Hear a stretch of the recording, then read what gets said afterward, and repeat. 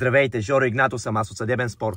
Жоре, какво става? С мен се свързах аз самия, като твърдя, че карате твърде бързо в градски условия, като надвишавате скоростта от 50 км в час. Вярно ли е? Не, няма такова нещо. Напълно ви разбирам, господине, но хората в града твърдят, че не веднъж са ви засичали да карате с над 50 км в час в градски условия. Вярно ли е? Не, тук има някаква грешка, това не е вярно. Твърдите, че не карате с над 50 км в час и спазвате закона, нали така? Да. Хайде тогава заедно да проверим, като ни повозите малко из града. Какво ще кажете? Къде ще возя? Ще те возя ли? Айде! Господине, моля ви, изчезай от колата! Изчезай от колата, излизай от колата, ти казах! Излизай от колата, веднага ти казах! Господине, благодаря ви, че се успокоихте. Не съм дошъл тук да правиме скандали. Моля ви да се успокоите.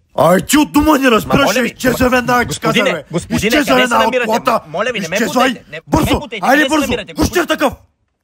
Господине, моля ви, как смеете да ме наричате така? С име на студенокръвно влечуго, на такъв ли ви приличам? Такъв си да! Изчезай веднага! Моля ви, това, което правите... Бързо лъмка!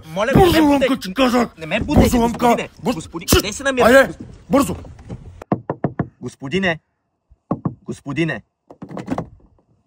отворете вратата! Господинът ни изгони, явно разговора, който проведохме, не му е харесал, така че вече съдът ще реши.